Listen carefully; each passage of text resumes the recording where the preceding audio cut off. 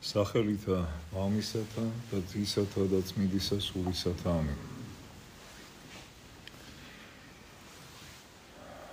ჩვენი წმინდა და ნეტარი მამის კონსტანტინოპოლელი მთავარეპისკოპოსის იოანეს მიერ თქმული ჩვენი უფლის იესო ქრისტეს ნათლისღების შესახებ. ეს დღევანდელი წმინდა დღესასწაული ცალთა სასუფეველის შესახებ ხარების დასაწყისია. საუკუნო სიცოცხლე აღგვითქვა მან, რომელმაც გამოგვიცხადა მშვენიერი სარწმუნოება და გამოგვიწყვინა უკვდავება. დღევანდელ დღეს დღესასწაულობს მთელი მსოფლიო და ეკლესია პატივს მიაგებს მას. დღევანდელ დღეს მამა დაამოწმებს და სული წმინდა გააფრწყინვებს მას მტრედის სახით გამოჩინებით. დღევანდელ დღეს უგალობენ ქერუბიმ სერაფიმნი, ანგელოსნი ადიდებენ და მთავარანგელოსნი აქებენ. დღევანდელ დღეს მამამთავარნი და წინასწარმეტყველნი ხარობენ ამ წმინდა დღესასწაულის გამო. დღევანდელ დღეს მხიარულობს სადა ქვეყანა და ყველა ქმნილება ადიდებს მას. ამ დღეს ხარობს იოანე და პატივი მიეგება მონას, რადგან გამოეცხადა უფალი და გამოუფრწყინდა მას უხილავი ღმერთი. დღეს ხორცი განიწმინდება და შებორკილი ადამი განთავისუფლდება. დღევანდელ დღეს წმინდა და დიდებული ღმრთის მშობელი მარიამი გვირგვინით შეიმკობა და მასთან ერთად ხარობს ყველა წინასწარმეტყველი, რომელიც წინათ უხილავ ღმერთს ქადაგებდა და ახლა კი საკუთარი თვალით ხედავს მას ხორციელად. ამ დღეს სიცოცხლე სიკვდილს ამარცხებს და გამოჩნდება უკვდავება. მოსეს რჯული უქმდება და წინასწარმეტყველნი დადუმდებიან, რადგან მადლი გამოფრწყინდება. ამ დღეს ეშმაკი მოისპო, ვეშაპი განადგურდა და ყველანაირად დაემხო იგი, რადგან ღმერთი გამოჩნდა. ამას მრავალი მოწმე გვასწავლის. უფრო კი 90 ფსალმონი, რომელიც მოგვითხრობს: შენს მარცხნივ 1000 დაეცემა, მარჯვნივ კი 10,000, ხოლო შენ არა მოგიახლოებია. საჭიროა რომ ყველაფერი ვთქვათ ისე, როგორც დაწერილია და გამოვაჩინოთ ღმრთის დიდება და ეშმაკის დამარცხება და ის, რაც სახარებიდან ვიცით, მხოლოდ შობილის ქრისტეს მოსვლა იორდანეზე. ახლა კი ფსალმონის განმარტება სხვა დროისათვის გადავდოთ და იმ შესაძლებლობების ფარგლებში, რომელიც ღმრთისაგან მოგვეცა, გულ მოდგინეთ გამოვიკლიოთ ის, რის წინაშეც ვდგავართ, დღე მშვენიერი, როდესაც გამოჩნდა ღმრთაება. აჰა ადამიანთა კრებული გულისხმება ეკლესიის წევრები, რომელმაც ქრისტე შეიმოსა. დღეს გამშვენიერდება, რადგან დღეს მან ჩვენთვის კეთილი სარწმუნოების ნაყოფი გამოიღო. ღმრთის გამოჩენის საწყისი გვაუწყა და ღმერთი გვიჩვენა ხორციელად. ამ დღემ გაგვააზრებინა წმინდა წერილი და შეგვძინა სასუფეველი. ამ დღეს ყველა ქმნილება ხარობს და ეკლესია დღესასწაულობს, რადგან იდიდება მამა, ძე და სული წმინდა. ამ დღეს ზეცაში ყველა ხარობს, უფლის გამო ხარობენ, ასევე ყველა ქმნილება ზღვა სიხარულის ხმას გამოსცემს და მასში მყოფთაგან ყველა ადიდებს ქრისტეს, რადგან იორდანე მივიდა მათთან და ახარა. იხარებენ მამამთავარნი და წინასწარმეტყველნი, რადგან ხედავენ დიდებულ ღმერთს იორდანეზე. ამ დღეს იორდანე განიწმინდება და მისგან განიწმინდა დანარჩენი წყლულებანი. იოანე მშვენდება, თაება გამოჩნდა, გაცხადდა მეუფება და მორწმუნეთა გულებს მოსცილდა იუდეველური საბურველი.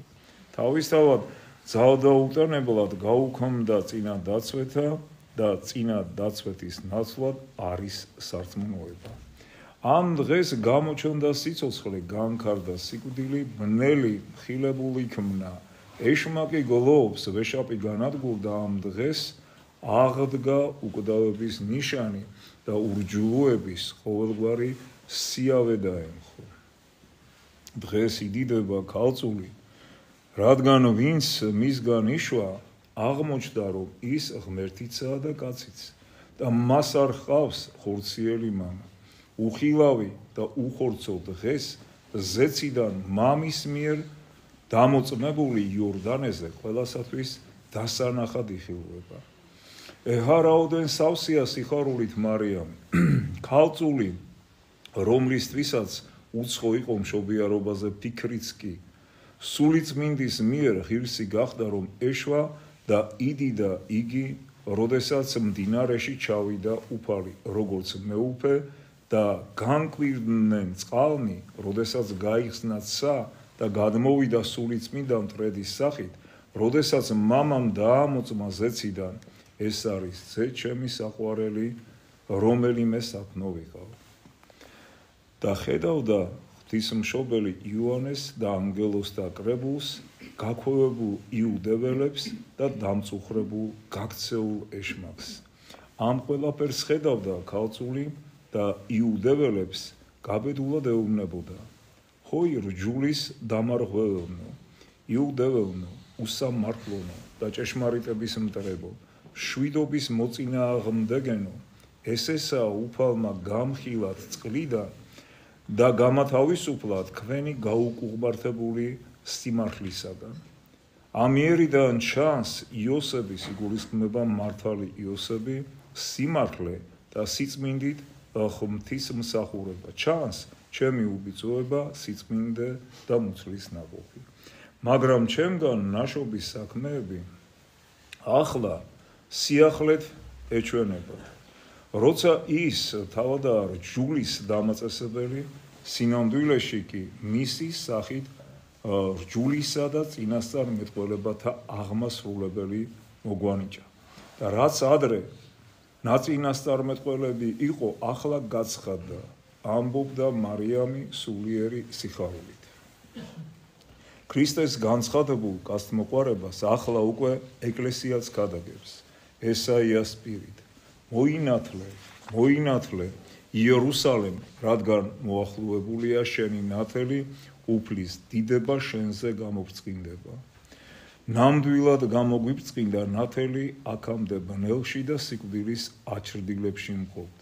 უფალი, რომელიც ბეთლემში იშვა და რომლის შობაც ამ რამდენიმე დღის წინ მიდღესასაულეთ, დღეს მოვიდა იორდანეზე და მოინათლა იოანეს მიერ და განანათლა თავისივე შექმნილი ყველა ქმნილება. ამიერიდან ქერუბიმებთან ერთად ჩვენც გავიხარებთ ამ დღის გამო და წინასწარმეტყველთან ერთად ჩვენც ვიტყვით, ესე არის დღე, რომელ ქმნა უფალმა ვიხარებდეთ და ვიშვებდეთ ამას შინა, რათა ყოველთვის მტკიცეთ ვიდგეთ ეკლესიის სიწრფელეში. ვაკურთხევდეთ მამას და ძეს და წმინდა სულს, აცდა მარადის და გუნითი უკუნისამდე. ამინ. დღევანდელ დღეს ამ დიდებულ დღესასწაულზე, ნათლისღების დღესასწაულზე არ შეიძლება არ ითქვას იმის შესახებ, რომ როდესაც ეშმაკი ითორგუნება, როდესაც ეშმაკი ხედავს, რომ ეკლესია ზეიმობს, დღესასწაულობს, ამა თუ იმ განსაკუთრებული მნიშვნელობის დღესასწაულებს აღნიშნავთ ქრისტიანები, გაათმაგებული ძალით და გაბოროტებული, რადგანაც ღმერთს ის ვერაფერს აკლებს, ვერაფერს დაუშავებს, ეკვეთება ეკლესიას, ეკლესიის წევრებს, ადამიანებს, რომ რაიმე ბოროტება მიაყენოს, რაიმე ზიანი მიაყენოს მათ. და ხედავდით ჩვენ ქრისტეშობის დღესასწაულთან დაკავშირებით თუ როგორი გამოვლინება იყო ეშმაკის მსახურთა განსაკუთრებული აღტყინებისა, ეკლესიის წინააღმდეგ სულვისა, ეკლესიის დევნისა. ალბათ ამ დღეებშიც იქნება ასეთი გამოვლინებანი. რადგანაც როცა ეკლესია ძლიერდება, როცა ეკლესია მტკიცედ იცავს უფლის მიერ სწავლებას, უნებრივია, რომ ამას ეშმაკი ვერ იტანს. რატომ ხდება ისე, რომ განსაკუთრებულად უტევენ მართლმადიდებლურ ეკლესიას? ჩვენ ამის უამრავი პრეცედენტი გვაქვს თუნდაც საქართველოში. რატომ ხდება ისე, რომ როდესაც მართლმადიდებელი ქრისტიანი რაიმეს იტყვის, იცავს რა მართლმადიდებლურ სარწმუნოებას, სწავლებას, ზნეობას, მას სხვა რო ვერაფერი მოიფიქრეს, რუსოფილს უწოდებენ. შორს არაა ის დღე და კიდევაც ამის შესახებ საუბრობენ, რომ მართლმადიდებლობას საერთოდ რუსულ სარწმუნოებად გამოაცხადებენ და აი ასე უკეთებენ რეკლამას, თავისებურ რეკლამას რუსეთის ხელისუფლებას, რადგანაც ჩვენ რუს ხალხთან არაფერი პრეტენზია არ გვაქვს. ხელისუფლებისგან იყო ის მიუღებელი ფაქტები, რაც ჩვენი ქვეყნის წინააღმდეგ განხორციელდა და ბუნებრივია, რომ ეს არის პოლიტიკა და ეკლესიის საქმე პოლიტიკა არ არის. ჩვენ ყველას, ქართველებს, რუსებს, ბერძნებს, სერბებს, არაბებს გვაერთიანებს მართლმადიდებლური სარწმუნოება და სწორედ ამას უტევენ, ამას ებრძვიან განსაკუთრებულად. ბაბილონის მეძავნი დღესაც ცდილობენ, რომ ეკლესიას დაუპირისპირდნენ. ფასადურად ვინმეს გამოძებნიან უზნეო ადამიანებს, რომელნიც დაგვიპირისპირდებიან და ისეთ რამეს მოიმოქმედებენ, რაც ჩვენ აუვაშფოთებს. მებრივია, მაგრამ ჩვენთვის უნდა იყოს მნიშვნელოვანი, ვინ დგას ყოველივე ამის უკან. ეს უნდა იყოს განსაკუთრებულად მნიშვნელოვანი ჩვენთვის. პირველ რიგში ეშმაკი და მისი მსახურნი. ის ადამიანები, რომლებიც ცდილობენ დაამხონ ჩვენი ხელისუფლება, ქართული ხელისუფლება და ამას იოლად მოიმოქმედებენ, როდესაც ეკლესიას დაუპირისპირდებიან და ეკლესიას დაასუსტებენ. ამიტომ მიდის აი ასეთი ბრძოლა ეკლესიის წინააღმდეგ. წარმოიდგინეთ ერთი წამით, რომ ჩვენი ეკლესია იყოს სუსტი, რა დაემართებოდა ჩვენს ქვეყანას, ჩვენს ხელისუფლებას. ბევრმა წაიტეხა კისერი ეკლესიასთან ბრძოლაში. ამბობენ ხშირად, უკვე შეიძლება მომაბეზრებელიც გახდა, რომ მიმდინარეობს ეკლესიის დევნა. გავიგეთ, რომ მიმდინარეობს ეკლესიის დევნა. 20 საუკუნეა მიმდინარეობს ეკლესიის დევნა. დაწყებული იუდეველთაგან, გაგრძელებული ნერონი, დიოკლეტიანეთი, ლენინით და ასე შემდეგ და ასე შემდეგ. მიმდინარეობს ეს დევნა. ყველამ კისერი წაიტეხა. ეკლესია კი დგას მტკიცედ და შეურყევლად და ასე იქნება ქრისტეს მეორედ მოსვლამდე. ასე იქნება ეს ყოველთვის. მაგრამ ამ ყველაფერს თავისი სახელი უნდა დაერქვას. იმ ადამიანებს, რომელთაც ქართული გვარები აქვთ და საქართველოს მტრობენ, უნდა ეწოდოთ, მე ეხლა უკვე ხელისუფლებას მიმართავ, უნდა ეწოდოთ უცხოელი აგენტები.